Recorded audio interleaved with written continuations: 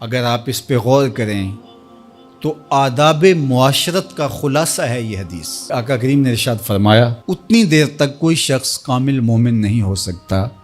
جب تک وہ اپنے مومن بھائی کے لیے وہ پسند نہ کرے جو اپنے لیے پسند کرتا ہے۔ ایک اچھا معاشرہ تشکیل دینے کے لیے آپ کو کوئی رہنما اصول چاہیے گا تو اس سے بہتر آپ کو کوئی اصول نہیں ملے گا۔ اپنے لیے بہرحال بندہ بہتر ہی چاہتا ہے، تو جب وہ اس مزاج میں ڈھل جائے کہ میں اپنے مومن بھائی کے لیے، اپنے معاشرے کے دوسرے افراد کے لیے بھی وہی چاہوں گا، تو پھر مجھے بتاؤ کہ معاشرے کے اندر پھیلتی ہوئی روحانی بیماریاں، حسد، حقد، بغض، کینہ، نفرت، ایک دوسرے کو نیچا دکھانا، تکبر، رعونت، غرور، یہ ساری چیزیں یہ کہیں آپ کو نظر بھی نہیں آئیں۔ صرف اسی حدیث کو اپنا امام بنا لیا جائے اور اپنا منشور حیات مان لیا جائے۔ محمد بن حنفیہ رضی اللہ تعالیٰ عنہ حضرت علی المرتضیٰ رضی اللہ تعالیٰ عنہ کے فرزند ہیں، لیکن حضرت سیدہ فاطمہ الزہرا سلام اللہ علیہا سے نہیں ہیں، اور حضرت امام حسن رضی اللہ تعالیٰ عنہ حضور علیہ الصلوۃ والسلام کے نواسے، تو بھائی آپس میں، تو دونوں میں کسی معاملے میں شکر رنجی ہو جاتی ہے۔ شکر رنجی جس رنج میں مٹھاس ہو، شکر ہو، میٹھی ناراضگی، کوئی بغض حسد پہ مشتمل ناراضگی نہیں۔ تو حضرت محمد بن حنفیہ ایک دن بیٹھے تو سوچا کہ وہ میرے عمر میں بھی بڑے بھائی ہیں،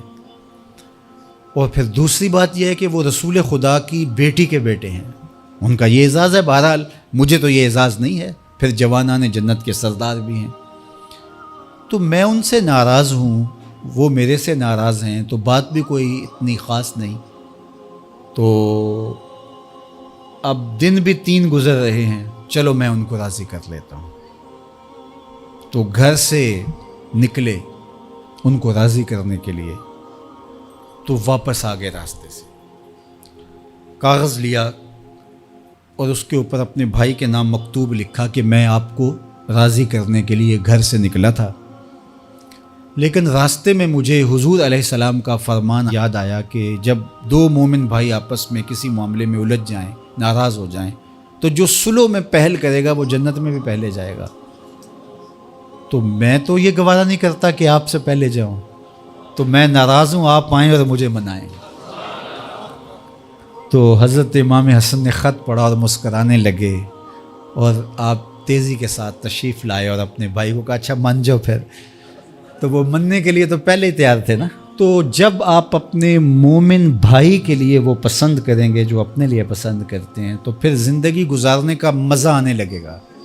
نفس روکتا ہے یہ چیز میرے پاس ہے اس کے پاس نہ ہو، یہ اعزاز میرے پاس ہے اس کے پاس نہ ہو، اور اس کی ایک اپنی لذت ہے اور وہ مادی لذت ہے، اور ایک ہے باطن کی، روح کی لذت۔ تو روح کی لذت نفس کی لذت سے کہیں زیادہ اور کہیں دیر پا اور کہیں مختلف ہے۔ اس لیے جب آپ قربانی دیتے ہیں، ایثار کرتے ہیں یا کسی کو ترجیح دیتے ہیں، تو اس کی جو روحانی لذت ہے، آپ کو بھوک لگی ہوئی ہے، تو آپ کو ایک روٹی مل گئی ہے، تو آپ کو ایک ایسا شخص نظر آیا جو آپ سے بھی زیادہ بھوکا ہے، اور آپ کسی نمائش کے لیے نہیں، محض اللہ کی رضا کے لیے اس کو روٹی دے کر کے دیکھیں، خود بھوک کاٹ کے دیکھیں،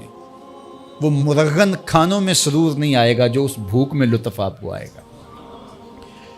تو حضور علیہ السلام کا یہ فرمان اپنے عمل کا حصہ بنا لیں، اور اپنے بھائیوں سے، جو خونی رشتے سے جڑے ہوئے بھائی ہیں، وہاں سے شروع ہو کر کے پورے معاشرے کے اندر اس کا عملی نفاذ کریں۔ آپ کو اتنا سرور آئے گا اور باطن میں اتنا نور آئے گا، اور اس قدر معاشرے میں خوبصورتی کی بنیاد پڑے گی۔ اور اگر ہم آج اس حدیث کو اپنے لیے خضر راہ بنا لیں تو یہ اس پہ عمل کرنا کوئی مشکل نہیں ہے۔ یہ آپ ابھی سے جب اٹھیں گے تو اپنے ساتھ والے کو ترجیح دے دیں گے کہ پہلے یہ گزر جائے، تو ابھی سے شروع ہو جائے گا یہ کام۔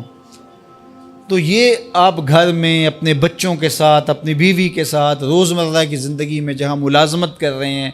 کاروبار کر رہے ہیں، جن دوستوں کے ساتھ کھیل رہے ہیں حتیٰ کہ، تو یہ وہ چیز ہے کہ اس کا آغاز عمل سے پہلے سوچوں سے شروع ہو جاتا ہے۔ کہ آپ کسی کے لیے اچھا سوچنا شروع کر دیں. جو اپنے لیے سوچتے ہیں وہ اپنے بھائی کے لیے بھی سوچیں. ہمارے بزرگ فرمایا کرتے تھے کہ کسی کے ساتھ دوستی کا ایک حق یہ بھی ہے کہ اس کی آخرت کے لیے سوچا جائے کہ یہ میرا دوست ہے تو دنیا میں میرے ساتھ ہے تو حشر میں بھی جنت میں میرے ساتھ ہو. تو اس کی ہدایت کے لیے اگر نماز نہیں پڑھتا تو اس کو نماز کی طرف لے کر آئیں. اگر اس کے معاملات کے اندر خرابیاں ہیں تو ان کو دور کرنے کی کوشش کریں اور اس کو آہستہ آہستہ اچھائی کا خوگر بنا لیں.